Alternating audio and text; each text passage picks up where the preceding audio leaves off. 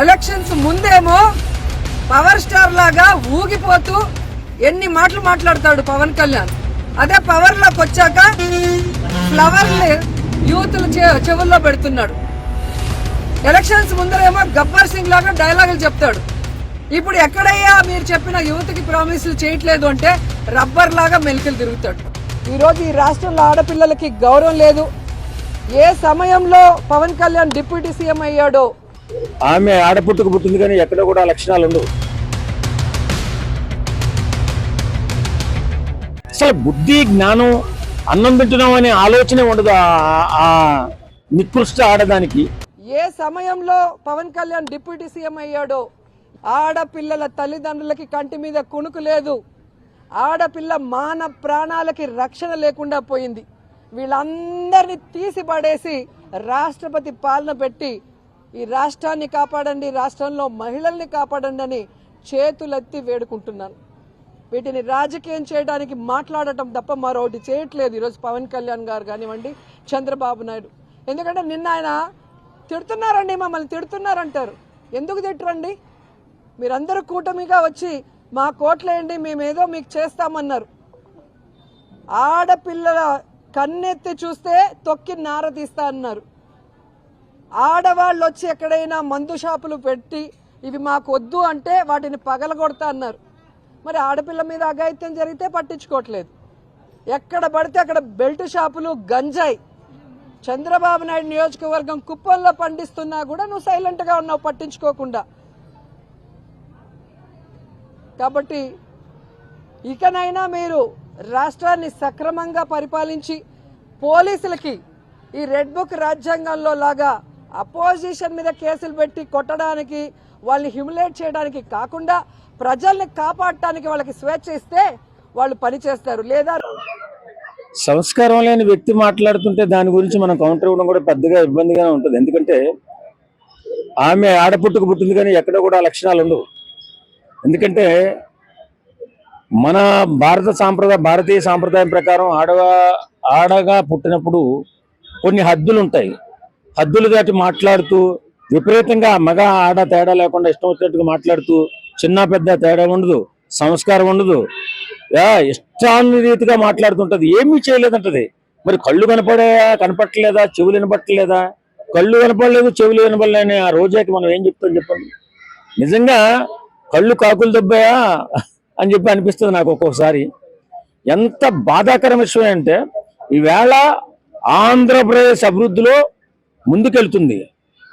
గ్రామీణాభివృద్ధి శాఖ ఎక్కడో 24 స్థానంలో ఉన్న శాఖని వేళ నెంబర్ 1 శాఖకి తీసుకొచ్చినట్టు పవన్ కళ్యాణ్ గారి గురించి మాట్లాడుతుంది ఈ సంస్కారం లేని రోజా. ఎంత బాధాకరం అంటే అసలు బుద్ధి జ్ఞానం అన్నం తింటున్నాం అనే ఆలోచనే ఉండదు ఆ నికృష్ట ఆడదానికి.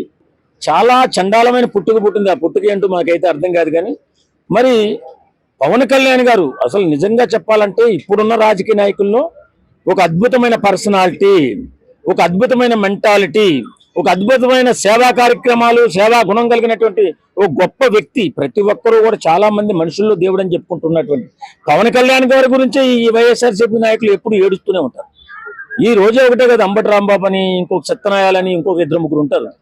ఎంత ఘోరంగా ఉంటుందంటే పవన్ కళ్యాణ్ గారు ఆయన అద్భుతమైన జీవితాన్ని, బంగారం లాంటి జీవితాన్ని వదిలిపెట్టి ప్రజలు ఇబ్బంది పడకూడదు, ప్రజల బతుకులు బాగుండాలి, నాలాంటి వాడు రాజకీయాల్లో ఉండాలని సొంత డబ్బులు 50% కష్టార్జితం పంచిపెడుతూ ముందుకు వెళుతూ ఇవాళ డిప్యూటీ సీఎంగా ఉండి ప్రతి గ్రామాన్ని మార్చేస్తున్నటువంటి తీరు చూస్తుంటే అవురా అని చెప్పి దేశంలో ఉన్నటువంటి చాలా మంది ముఖ్యమంత్రులు ఈయన చూసి నేర్చుకుంటుంటే ఈ సన్నాసి, ఈ రోజా అనే సన్నాసి ఎప్పుడు పవన్ కళ్యాణ్కి బరిగెడుతుంది ఈడొకడు అంబటి రాంబాబుని.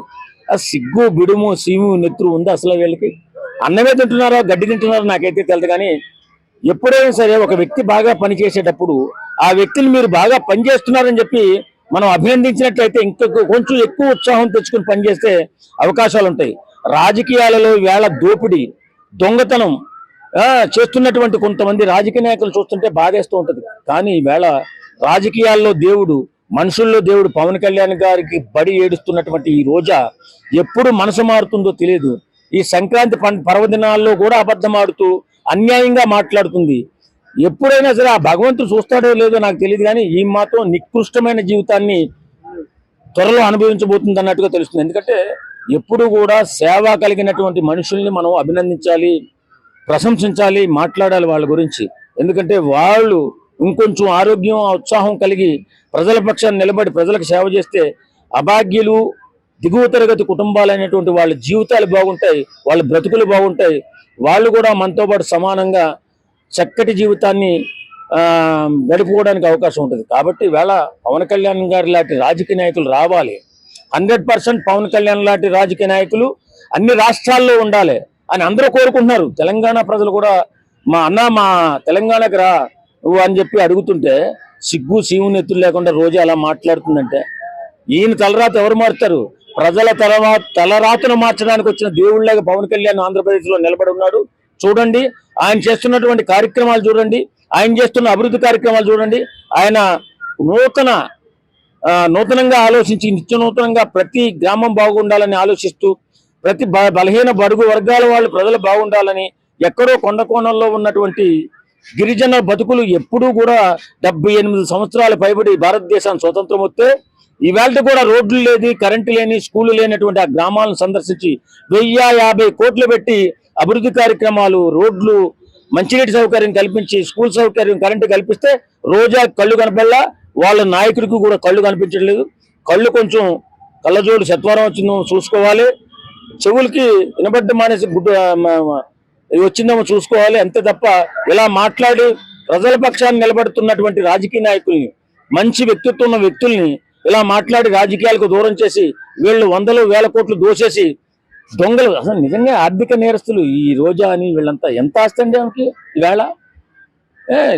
ఈ నికృష్టమైనటువంటి ఈ నీచురాలకి ఏం చెప్పాలో ఏం అర్థం కావట్లా. ఎన్నిసార్లు తిట్టినా బుద్ధి లేదు, వాడికి బుద్ధి లేదు, దానికి బుద్ధి లేదు. కనీసం దాని నాయకుడికైనా బుద్ధి వస్తుందేమో అనుకుంటున్నాను. తిట్టకండ్రా బాబు పవన్ కళ్యాణ్ని, అనకండ్రా బాబు అని ఏ రోజన్నా చెప్తాడేమో జగన్మోహన్ రెడ్డి అనుకుంటున్నాను. కానీ ఇంకా నీచంగా దిగజారిపోతున్నాడు జగన్మోహన్ రెడ్డి.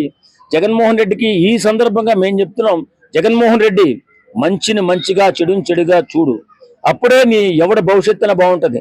నువ్వు ఈ వేళ అతపాతాళానికి పోవడానికి కారణం పవన్ కళ్యాణ్ గారు. ఒక దేవుడు లాంటి వ్యక్తిని నిందిస్తే, దేవుడు లాంటి వ్యక్తిని అవమానపరిస్తే, దేవుడు లాంటి కుటుంబాన్ని అవమానపరిస్తే ఈవేళ నీ గతి ఏమైందో, నీ బతుకు ఏమైందో ఒకసారి ఆలోచించుకో. ఇప్పటికైనా మనసు మార్చుకుని మంచిని మంచిగా, చెడుని చెడుగా చెప్పే విధంగా నీ క్యాడర్కి నువ్వు చెప్పు, లేకపోతే నీ జీవితం ఇంకా సర్వనాశనమే. కాబట్టి ఇలా రోజా గురించి కానీ, అంబటి రాంబాబు గురించి కానీ, పేర్ని నాని గురించి ఇలాంటి చెత్త యూజర్స్ ఫెలోస్ గురించి నేను ఎక్కువగా మాట్లాడదలుచుకోలేదు. నిజంగా అభివృద్ధి జరిగినోడిని, పనిచేసేవాడిని మంచిగా పొగిడితే మనకి జీవితంలో ఇంకొక 10 మంది తయారై ఆర్థికంగా వెనకబడిపోయినటువంటి కుటుంబాలు, తర్వాత యువత, ఈరోజు ఆంధ్రప్రదేశ్లో యువతకు భవిష్యత్తు సరిగా లేదు. ఎందుకంటే విడిపోయిన తర్వాత అక్కడ సాఫ్ట్వేర్ కంపెనీలు లేవు, అలాగే ఫ్యాక్టరీలు కూడా చాలా తక్కువగా ఉన్నాయి. ఇప్పుడు అన్ని కూడా ఒకటి పుటప్ చేసుకుంటూ వస్తుంది కూటమి ప్రభుత్వం. మీరు కొంచెం వాటికి తోడుగా మీరు అండగా నిలబడి సూచనలు, సలహాలు ఇచ్చి మంచిగా మారండి, మనసు మార్చుకోండి. కొత్త సంవత్సరంలో అయినా బుద్ధి తెచ్చుకుని బతకండి అని చెప్పి ఈ సందర్భంగా తెలియజేసుకోండి.